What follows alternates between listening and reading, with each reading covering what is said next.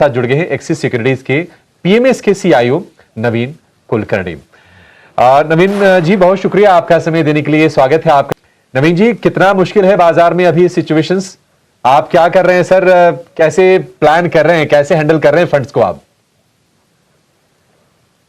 जहां तक बाजार का सवाल है, दो चीजें तो हो रही है। एक तो ये है कि ये क्वार्टर के जो नतीजे आए वो काफी ठीक ठाक रहे हैं। दूसरा, वैल्यूएशन का सपोर्ट बाजार में है। तीसरा जो बहुत ही क्रिटिकल फैक्टर है जो मुझे लगता है वो ये है कि जो बैलेंस शीट की क्वालिटी अक्रॉस इंडियन कंपनीज वो अभी काफी स्ट्रांग चल रही है। बैलेंस शीट के इश्यूज बिल्कुल नहीं है। बैंकिंग सेक्टर ले लीजिए, बाकी भी सेक्टर में काफी डीलेवरेज होके ओवरऑल बैलेंस शीट की स्थिति काफी अच्छी है। तो इसलिए मार्केट जो है वो मुझे लग रहा है कि जब भी थोड़ा सा शार्प फॉल आता है वहां पे एक बाइंग अपॉर्चुनिटी बनती है। हालांकि नेक्स्ट 3-4 महीने के लिए मार्केट रेंज बाउंड हो सकता है क्योंकि ग्लोबल प्रेशर्स है, बट अदरवाइज वैल्यूएशंस रीजनेबल है और थोड़ा लॉन्ग टर्म व्यू रखेंगे तो अच्छे खासे रिटर्न्स बन सकते हैं बाजार में। ठीक है, थोड़े से लॉन्ग टर्म व्यू लेंगे तो रिटर्न अच्छे बन सकते हैं। नवीन जी, जो रिजल्ट सीजन अभी गया है, जैसे कि आप भी कह रहे हैं कि अनुमान से बेहतर रहा है, क्या ग्रीन शूट्स आपको दिखाई दिए हैं? और मान लीजिए किसी को पैसे डिप्लॉय करने हो, क्योंकि बात यह है ना कि देखिए अच्छे भाव और अच्छी खबरें दोनों साथ साथ तो आती नहीं है। तब ये 5% का डिप आ गया है, 24,600 से गिर के 23,300 के आसपास का मार्केट है। कहां कन्विक्शन है आपका, अगर हम सेक्टर पूछें आपसे, कहां पैसे डिप्लॉय करने चाहिए? जहां तक सेक्टर्स का सवाल है, आप ये काफी मतलब अनकॉम्प्लिकेटेड सा मैटर है। अगर आप देखेंगे तो नतीजे कहाँ कहाँ पे अच्छे आ रहे हैं। जैसे इस क्वार्टर में एफएमसीजी के नतीजे काफी अच्छे आए। दूसरी चीज ये है कि अभी जो इन्फ्लेशन का चैलेंज आ रहा है वो एफएमसीजी के लिए ओवरऑल लॉन्ग टर्म में पॉजिटिव होता है। तो एफएमसीजी क्लियरली एक सेक्टर है जहां पे मुझे लग रहा है कि थोड़ा थोड़ा डिप्लॉय करना चाहिए, एलोकेशन बढ़ाना चाहिए। दूसरा जो है पावर, कैपिटल गुड्स, ये सेक्टर में भी नतीजे ठीक ठाक आए हैं, तो यहाँ पे भी मुझे लग रहा है कि आप डिप्लॉय कर सकते हैं। थर्ड जो एरिया है वो है प्राइवेट बैंक्स का। प्राइवेट बैंक्स में ऑब्वियसली मुझे लग रहा है कि वैल्यूएशंस काफी सस्ते हैं, मतलब डेकेडल लो वैल्यूएशंस पे बहुत सारे स्टॉक्स अवेलेबल है, राइट? तो उस हिसाब से वो सेक्टर भी रीजनेबल वैल्यूएशंस पे है। तो मुझे ये लग रहा है कि अगर आप देखेंगे बीएफएसआई में private banks, capital goods, power utilities, metals, mining, फिर इसके अलावा जैसे मैं बता रहा था कि जो सेक्टर की जो बिल्कुल ही परफॉर्म नहीं किया 5-6 साल के लिए एफएमसीजी, वो अभी अच्छे नतीजे दे रहा है। रिटेल सेक्टर अच्छे नतीजे दे रहा है। तो ओवरऑल मुझे लग रहा है कि ये सब सेक्टर्स में एलोकेशन बढ़ाना चाहिए और यहाँ पे अच्छे रिटर्न्स बन सकते हैं। ठीक है, बढ़िया है। तो 4-5 सेक्टर के नाम लिए नवीन जी ने, मैं एक बार दोहरा देता हूं। एफएमसीजी हो गया, पावर हो गया, कैपिटल गुड्स हो गया, प्राइवेट बैंक हो गया और मेटल माइनिंग हो गया। ये कुछ सेक्टर्स हैं जो नवीन जी को पसंद आ रहे हैं। नवीन जी, कहीं ना कहीं देखिए अब एक फियर ये भी है कि पेट्रोल डीजल के दाम बढ़ने वाले हैं, और पेट्रोल डीजल के अगर बढ़ते हैं तो निश्चित तौर पर इन्फ्लेशन को फ्यूल करेंगे। वैसे भी देखा जाए तो कमर्शियल सिलेंडर के दाम पहले बढ़ गए हैं, और अगर आप देखेंगे बाहर ईटरीज वगैरह उन्होंने तो दाम बढ़ा ही दिए हैं अपने। आपको लगता है कि ऑटो स्टॉक से थोड़ी दूर रहना चाहिए इस वक्त, या फिर आप अपॉर्चुनिटी के तौर पर देख रहे हैं इसे? जहाँ तक ऑटो सेक्टर का सवाल है, यहाँ पे 2-3 चीजें हो रही है। एक तो ये है कि चलिए मान लीजिए कि डीजल पे पेट्रोल के दाम बढ़ रहे हैं, बट इसके अलावा जो ऑटो कंपनीज हैं वो इलेक्ट्रिक व्हीकल्स पे भी फोकस कर रहे हैं। जैसे आप ले लीजिए महिंद्रा एंड महिंद्रा, उसके ईवी सेगमेंट बहुत ही अच्छा परफॉर्म कर रहा है। वहां पे नए प्रोडक्ट लॉन्चेस की बात चल रहे हैं, तो वो सेक्टर शायद वो कैटेगरी अच्छा करने लग जाएगा।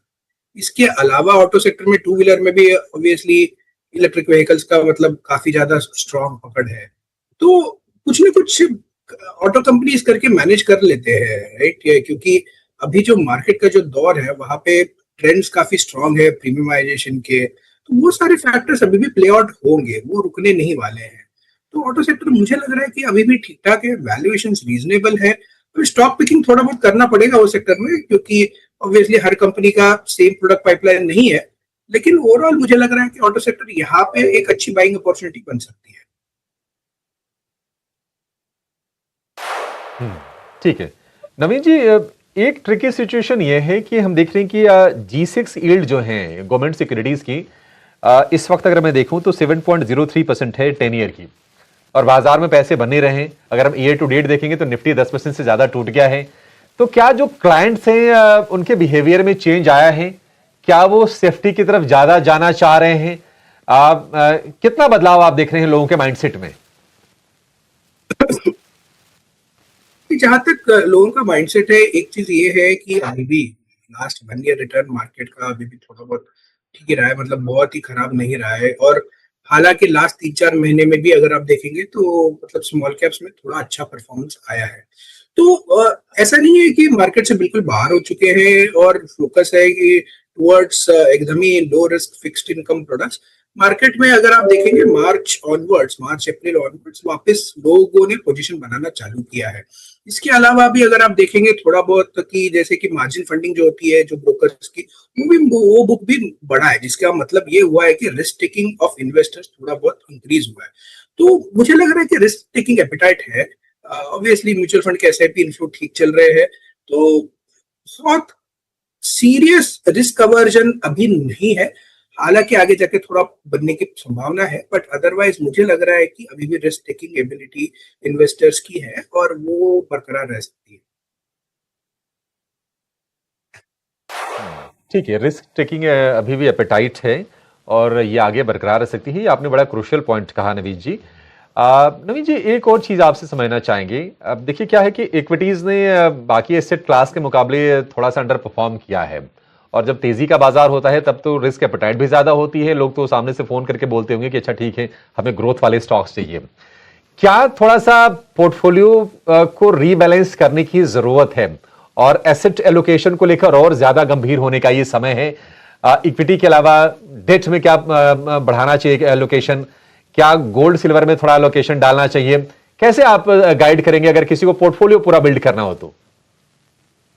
जहां तक अगर आप जेन्युइनली अगर आप मेरे से पूछेंगे तो ओवरऑल जो एसेट एलोकेशन है वो आप देखेंगे कि नॉट जस्ट गोल्ड सिल्वर, मुझे लगा फॉरेन एसेट एलोकेशन में भी इंक्रीमेंटल बाइंग आ रही है, क्योंकि ऑब्वियसली बाहर के मार्केट जैसे कोरिया, चाइना, वो उनका परफॉर्मेंस बेहतर रहा है। सो ओवरऑल जो एसेट एलोकेशन है वो अक्रॉस कैटेगरीज करना चाहिए। ग्लोबल इन्वेस्टिंग भी थोड़ा बहुत होना चाहिए पोर्टफोलियो का पार्ट। इसके अलावा ऑब्वियसली गोल्ड में एलोकेशन मुझे लगता है कि रखना चाहिए। गोल्ड सिल्वर मुझे बहुत ज्यादा पॉजिटिव नहीं लगता, क्योंकि वोलेटिलिटी वहां पे काफी ज्यादा है, but gold as an asset class मुझे काफी ठीक लगता है, राइट। इसके अलावा डेट ऑफ कोर्स इंस्ट्रूमेंट्स में अलोकेशन तो रखना ही चाहिए, क्योंकि वो काफी सेफ्टी प्रोवाइड करता है। तो अगर मैं देखूंगा तो ओवरऑल 4 एसेट क्लास बनते हैं लगभग, कि गोल्ड सिल्वर हो गया, फिर आपका ये डेट हो गया, एंड ऑब्वियसली फॉरेन एसेट्स हो गया, एंड डोमेस्टिक इक्विटीज। तो ये चारों में थोड़ा मतलब एलोकेशन रखना चाहिए, बट डोमेस्टिक इक्विटीज स्टिल मुझे लग रहा है कि 50% का एलोकेशन आपको मेंटेन करना चाहिए to generate decent long term. जी नवीन जी, कुछ और सेगमेंट्स हैं जो रह रहे के चलते हैं और थोड़े सिक्लिकल इन नेचर भी हैं। डिफेंस, पावर, पीएसयू, रेलवे पिछले 2 महीने अच्छे रहे हैं युद्ध के इन तमाम मुश्किलों में, तमाम दिक्कतों के बीच में भी। क्या अभी भी आप बुलिश हैं इन सेगमेंट्स पर, या फिर आपको लगता है कि पार्ट प्रॉफिट टेकिंग करने के बारे में सोचना चाहिए? डिफेंस बहुत ही डिफरेंट सेगमेंट हो जाता है। डिफेंस में ऑब्वियसली एक ग्लोबल प्ले भी बन रहा है, तो उस हिसाब से defence can be an interesting sector, लेकिन उसमें स्टॉक पिकिंग बहुत क्रिटिकल हो जाता है, right. Private companies versus public companies. इसके अलावा अगर आप देखेंगे इन जनरल कैटेगरीज की बात करेंगे, जो पीएसयू स्टॉक्स है, अभी पीएसयू बैंक्स में मुझे लगता है कि थोड़ा बहुत सॉफ्टनेस रहेगा फॉर सम टाइम, क्योंकि निम का प्रेशर रहेगा, आगे जाके ईसीएल नॉर्म्स का हिट आएगा, तो वहां पे मुझे लग रहा है कि थोड़ा बहुत सॉफ्टनेस रह सकता है। बट ओवरऑल मैं देखूंगा तो सब जगह पे इवेंचुअली अपॉर्चुनिटीज अभी भी है, क्योंकि quality of companies, balance sheet quality, growth, ये सब के चैलेंजेस ज्यादा नहीं है। ऑब्वियसली प्रोडक्ट प्रोफाइल और ये सब साइकिल्स थोड़े बहुत डिफरेंट होते हैं, बट अपॉर्चुनिटी सारे कैटेगरीज में अभी भी है।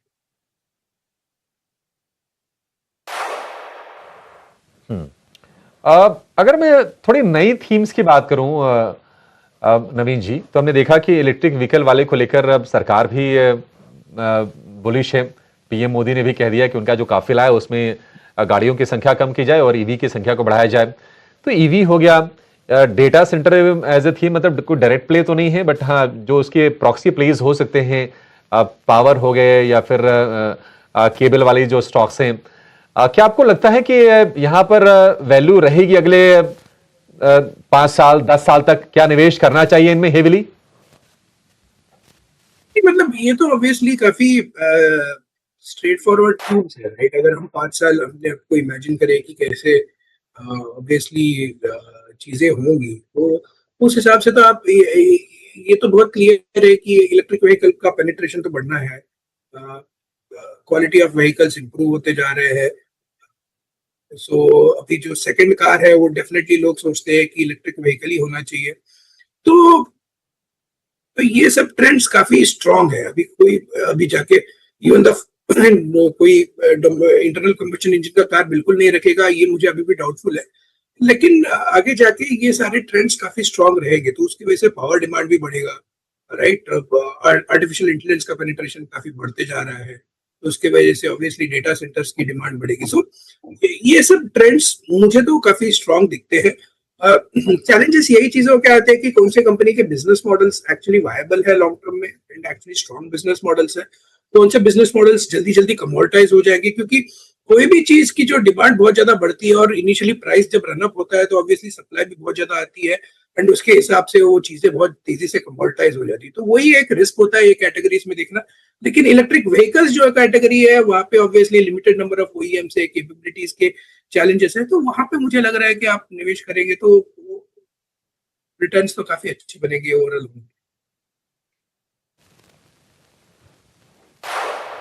ठीक है नवीन जी, बहुत शुक्रिया, आज आपने समय निकाला और विस्तार से आपने बाजार को लेकर, तमाम सेक्टर्स को लेकर और बाजार में अपॉर्चुनिटीज को लेकर आपने हमसे बातचीत की और हमारे दर्शकों को आपने गाइड किया। Thank you so much sir. लेकिन बाजार को देखिए, लोअर लेवल से क्या स्मार्ट पुल